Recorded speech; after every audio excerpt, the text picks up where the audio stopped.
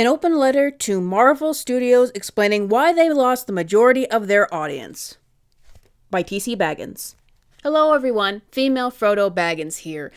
Just the day of this recording, a new article was published as an assessment of where Marvel Studios is at in terms of box office, being contributed to by several sources within Hollywood as well as box office analysts. And it was a pretty damning article coming in the wake of the new Fantastic Four movie. In it, a top Hollywood agent who has several Marvel actors as their clients admitted that the box office for Marvel Studios films might never be the same again, admitting there's a reset of what a hit is, and I don't see them consistently hitting $1 billion as before. Without China, with Disney Plus exposure, post-COVID, without megastars. Another insider said regarding the loss of China revenue, we are never going to see those days again. Once again, this is coming in the wake of the Fantastic Four movie, which the article, according to box office analysts, say exceeded Marvel's expectations. But you have to understand, the movie is still not doing very well in a lot of areas. Now, let me explain. If this movie is doing better than Marvel expected, then I guess Marvel must have thought that the Fantastic Four movie was just gonna straight up bomb like the other two movies that they've released this year. But while it did manage to cross over $100 million at the box office, it fell short in a lot of ways, and it's still falling short. It made less than Superman on its opening weekend. It's not having good domestic legs at all. In fact, its biggest day was that opening Friday, indicating that it was very, very much front-loaded by fanboys. It's already projected to have a far, far steeper decline in its second weekend at 60% compared to Superman, which managed to hold at a 50% decline on its second weekend. It is not holding well day to day like Superman was. And Superman, I gotta say, didn't even do that well comparatively. Fantastic Four just is not doing great. It's doing the worst of the 3 July blockbusters. And there's a lot more factors that are just kneecapping this movie from being really great, even though it was not panned and received so negatively as all of the other films that weren't Deadpool and Wolverine. Like all superhero movies that have been coming out lately, it is not appealing internationally at all. That is what the agent meant when he said that they cannot keep expecting billion-dollar hits anymore because they have completely lost the audience with China and lost the international audience at large. They're just not showing up for these superhero films anymore. But not only that, as we get the demographics coming out for who is going to see Fantastic Four, it's not appealing to women and it's not appealing to kids. That is huge. This is a family film, but it's not bringing in the families at all. It's not doing a big repeat business. It's not having a good hold, and it's not appealing internationally. It seems that they have lost a large majority of the mainstream audiences with these films. You know what this means, you guys? It means that the main audience for Marvel movies these days is adult male fanboys from America. That's why these movies are so front-loaded. Marvel movies used to be 4-quadrant films. They used to appeal to kids, adults, and there was a much closer margin between male and female viewers. They were the most widely appealing films. I remember where you could have a conversation about Marvel movies with pretty much everyone because everyone was watching them. But the days of these movies are done, and even as they've finally gotten a couple films that aren't being outright panned by critics as awful disasters, they're still not doing great. Fantastic Four is definitely pacing behind Superman. I can't predict the future, but I don't see it getting in the $600 million range. I can see it in the $500 million range, which would be the highest grossing Marvel movie of the year. But can you imagine if it didn't even get that? It is a far cry from the days where the lowest Marvel film would get $600 million at the worst, but consistently they were getting like $700 million to $1 billion. But it seems that they are content with admitting that that isn't the reality anymore, and that behind the scenes they're adjusting expectations for what is considered a big hit and what is considered a failure because they're realizing that the bar has lowered for them. This article admitted a lot of things that are changing behind the scenes at Marvel Studios. There's a lot of projects that seem like they're off the table. In fact, only 3 were mentioned at all. They mentioned Blade just to say that that movie is not a priority. I don't think anyone believes that movie is going to happen anymore. They said Black Panther 3 is in the works, but they're just in the early stages of talking about it, and they admitted that X-Men seems to be the priority right now, but they are going to cast unknown actors, and I do like that, but they're casting unknown actors, younger actors versus A-listers, because the budgets are not going to be there anymore. That's what they admitted in this article. It's no longer going to be driven by A-list talent, because Marvel cannot afford it anymore as they're adjusting budgets, and I honestly think they're probably having a hard time attracting that as well. We are in a different landscape for superhero movies now, says one of the people in the article. Yeah, we are. And July was going to be a big deciding factor of that, as even as Marvel has movies that are getting better Rotten Tomatoes score now, it's clear that this was not a simple situation of just starting the engine back up. They were never just going to turn the key and bring everything back to its original glory at the box office. They spent too many years doing the wrong thing. But I want to explore, how did we get here? How did we get to a point where in just 6 years' time, I was sitting in a theater just packed to the brim of people screaming their heads off over Captain America picking up a hammer, to where everyone, men, women, children, every country was just on board with Marvel and so excited to see the next film and so excited to see the next big event in the theater, to where most people, apart from the inner core fanboys, just don't care anymore, even as Marvel tries to adjust and makes things that are better. Well, this article doesn't give a reason. It says that we're in a different landscape, but apart from attributing it to streaming and COVID, it never specifies why. Never mind that Spider-Man No Way Home made $2 billion even after COVID. And then when you see other articles about Marvel, they also seem very nervous about specifying any reason why they lost all these audiences, apart from maybe in the past blaming it on COVID or blaming it on Disney Plus and the overprominence of Disney Plus shows and too much content. Now, that might be part of the reason, having too much content out there, having too much to keep up with, Disney Plus streaming, devaluing these movies, but there is so much more, and I might even propose greater reasons for why people were left out of Marvel than they want to admit. Stuff that is still frustrating that they don't want to admit. Why did you lose the female audience? Why did you lose kids coming to these films? Why did you lose the international audience? Why did you lose your casual audiences? Well, here's where I'm going to tell you why. You tore down our favorite characters. You started coming out with material that put them down. You turned a character like Thor and you made him into a complete joke. He is no longer a hero anymore. He's just a baffling buffoon who acts like an idiot. It came out with a very hateful show like Falcon and Winter Soldier, tearing down the legacy of the Captain America characters, making it seem like the Shield was a bad thing, turning Sam Wilson into a cynical and jaded person who does not believe in the same things that he once did. Finding a new character to essentially turn into the writer's punching bags, even though the audience could see he wasn't nearly as bad as you were making him out to be. And let's not forget what was done in Doctor Strange in the Multiverse of Madness, where you took a character like Scarlet Witch, made her go crazy again, go nuts, kill a bunch of people, and then kill herself in the end. What a wonderful, happy film to watch. And in the same film, you had Doctor Strange compromise himself and turn evil, so that now that character's gone. Now that character's compromised, and that's where you left it. As you tore down the characters we did like or they moved on, you started introducing to us some new characters, and these new characters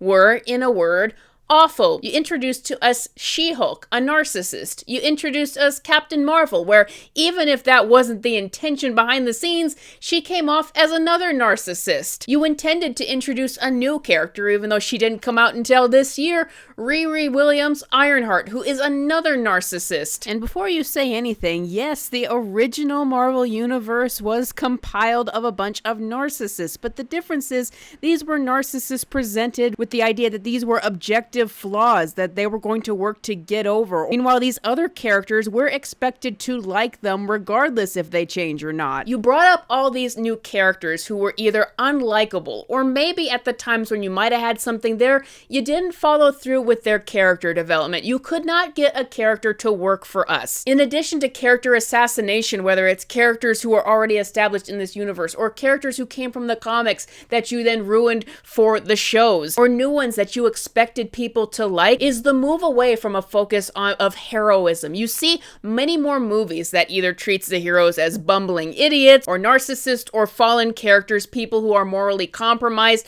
Agatha all along is even another example of that. There was a stark move from heroism in these projects about superheroes. And you have to understand that with whatever somebody might criticize about the original films, that was what was bringing people back. The themes of these flawed characters trying to become something better. That continuous theme that was woven throughout each and every one of the movie. That continuous theme that is universal and it's an everlasting theme and it gave people hope. That is why people wanted to come to these movies and cheer for their heroes. Even if they're fictional characters, they gave people hope. But now the movies and shows didn't even seem to know what a hero is. The themes of heroism stopped. Why do you think women aren't interested in the MCU anymore? Well, women looked up to these characters and they found things to enjoy about them. Then you started forcing in these girl boss characters who seem to be more, like I said, narcissistic caricatures than actual characters. You were so focused on promoting these female characters to supposedly be role models. You created a lot of flat characters. Sometimes they were unlikable, sometimes they were just there. And sometimes they would just take away from the male characters' stories, which created female characters that no one liked, and it created male characters that nobody liked or no longer liked. You tore down the characters that women did like, and if a woman did complain about how the male characters were being torn down or how the female characters were being treated, we were just called names. We were just told that we had internalized misogyny, or that we were anti-feminist, or we were pick-me's, or whatever. Whatever complaint that a woman would have about these characters changing was just disregarded. And so now, maybe it's no wonder that women aren't showing up to these films anymore. Also, you moved away from the shirtless guys. Oh, I'm sorry guys, we're gonna have to interrupt this video. I'm having an anxiety attack. I'm having a Pedro Pascal anxiety attack. That's better. You see, I get anxiety and I need shirtless men to surround me. I need to be surrounded by shirtless men or I can't survive. Doctor's orders. Anyway, you took away what women were enjoying about these films. You didn't listen to us when we said what we weren't enjoying about the way things that the male and the female characters were being portrayed, how that was changing, and so why would you expect us to come back? Meanwhile, why aren't kids enjoying these movies anymore? Well, what exactly would a kid enjoy about current Marvel movies? And why would a parent want them to watch them? Is a parent going to want them to watch Doctor Strange 2, where one of the heroes goes crazy, kills people, and kills herself, or where the other hero compromises himself with evil and stays that way by the end of the film? Is a parent going to want their kid to watch Ironheart, a show about a female character with so much potential in life who is driven by her own narcissism, who seems like she gets one chance where she's coming out of it and then ends up making a deal with the devil by the end of the show? Or is a kid really going to enjoy the Fantastic Four movie, a movie that, no matter what its Rotten Tomatoes score says, did not succeed at basic character development? A movie that is so focused on being a sci-fi movie that there's no fun to be had whatsoever. While it might be all very well and good for these two recent films to do a film exploring mental health or another one that's leaning more towards sci-fi, I do wonder what is there for a kid to enjoy here. It's like that they've completely forgotten that one of the biggest audiences for superhero in general was kids. And why would people be interested in these movies after you've released so many movies and shows in the past 6 years? She-Hulk, Secret Invasion, Doctor Strange in the Multiverse of Madness, Thor Love and Thunder, Ant-Man and the Wasp Quantumania, The Marvels, Ironheart, WandaVision, Wakanda Forever. So many movies and shows that I can't even think of at the top of my head that were just awful, that just were horrible quality and just miserable to watch because you have either all these underdeveloped, poorly developed, or just pretty much hateable characters involved with them. You went for the all-new, all-different Marvel characters that were built up since 2016, which you always intended to bring over into the movies, that people told you all the way back then that they weren't resonating with, that they didn't like, that these characters had a ton of the issues we see in these movies up to this point. But you didn't listen to them. You pretended that these were just the outliers, that these people were just the haters on the side, and you went forward with these characters, still pretending that this is what people wanted, and the same results happened again. You abandoned the characters that people liked. You abandoned the very concept of the hero, so why would you expect international audiences to come back? You are not making the same movies that they once enjoyed. But for all these complaints that I'm bringing up, you would not listen. For a long time, you weren't even allowed to say that there is a problem with Marvel and that they're losing people. Even now, there are fans who are just pretending like everything is fine and nothing has changed. Even now, the majority of the problems that happen with their movies, they can't even admit. While the main thing is creating bad films and bad shows, all this attitude towards the audience, they acted like they did not want that audience anymore. They want a different audience. These films and shows were made for an entirely different audience. So you made the original audience feel abandoned. So of course they moved on largely. With all that said, these new mid films that they're coming out with, maybe they're not as much of a travesty as some of the other ones that they've come out with, but it's too little too late. You've already made people feel sour towards these films. Once again, the reason why people went to see Marvel movies, despite whatever sameness people might complain about, is the themes of heroism. Seeing very flawed characters who are just like them learn to pull themselves up and become something greater. That inspired people, and people always wanted to come back to the theaters to see that. But you remove those elements and turned this franchise into a place of despair for all of that stuff.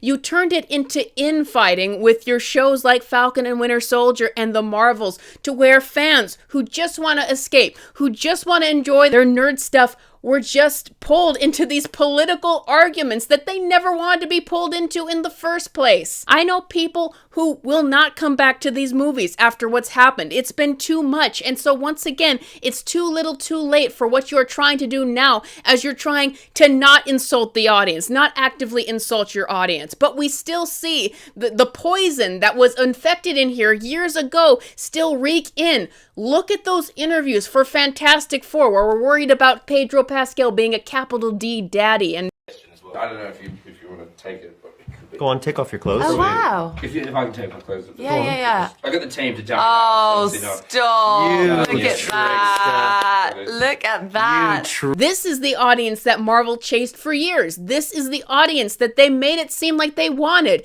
And it's a smaller audience. It is not something that the majority of people want. So no wonder that people think that it's not for them anymore and they've moved on, because they told people this is no longer for you with the kind of stuff that they were putting out. And now you want to make a film off of all the scraps of all these films that have failed, using a concept that people have universally agreed sound like a disaster, and you expect it's gonna fix anything? I mean, I guess the good news is the people who were calling out these mistakes for years have been vindicated, because Marvel did find a different audience, and it's a much smaller one now, but they abandoned what they once had. I would have loved it if what eventually made Marvel Studios lose its audience is people perhaps just becoming too tired and wanting to move on. But the thing is, the themes of the superhero genre, the themes of superheroes, and that's supposed to mean even greater than a hero. It's an inspirational figure that you can really look up to in fiction. It isn't just specifically with these kinds of superhero films. It's something that you could have found in a lot of mainstream entertainment, like Star Wars or the old Westerns. People always love the story of the hero, and that will never change no matter what genre it appears to be in. But Marvel is the one that abandoned being about heroes, and that is why the audience left. It isn't because they just became fatigued. It is because they were insulted so relentlessly for years, and they had everything that they loved torn away for them. It's a you made your bed, now lie in it moment for Marvel. I still love the Marvel universe, and I love the Marvel characters, and I would like to believe that one day, we can get a truly good movie again from these characters, because they'll apparently still be made. But that won't happen until you understand those original themes and you understand the original hero's journey that you still haven't gotten back, after all of these years. The hero's journey is something that would have never gotten old. It still hasn't gotten old, and it's what people would still like to see after all this time. The first Avengers was about flawed individuals putting aside those flaws and coming together to do something good, and that is all people want. It's a big wonder if, going into X-Men and all these properties, if Marvel will ever rediscover that. But maybe they will if some people behind the scenes finally listen to what happened and understand what was done to abandon their original audience, and not listen to the voices in the first place that poisoned the well and tried to convince them that they were the future, because they were not. If only Marvel would understand the basic concept of the superhero that they are supposed to sell again, maybe they would be on a pathway to one day, reclaiming their original audience. But Marvel, listen to me. If you really want to bring audiences back, I'll tell you what to do. X-Men, Savage Land. Think about it now. Dinosaurs, bikinis, dinosaurs in bikinis, shirtless men, superheroes. It's everything that mainstream audiences crave. Think of the merchandise. Think of the toys that could be made off of the dinosaurs. Think of the costumes that would be sold off of the Rogue Savage Land bikini. Girls love those skimpy costumes. It's merchandise and money and cash, Marvel. Hire me, Marvel. Hire me. I know how it works. I know that you can't take ideas without paying the person. Hire me, Marvel, and I will lead you. I'll put gold into your pocket. I'll give you another billion-dollar franchise. Also, if you really want to bring the female audience back to comic book movies, introduce Gambit and give him a shirtless scene. Thank you all for watching. Please consider becoming a member or a patron.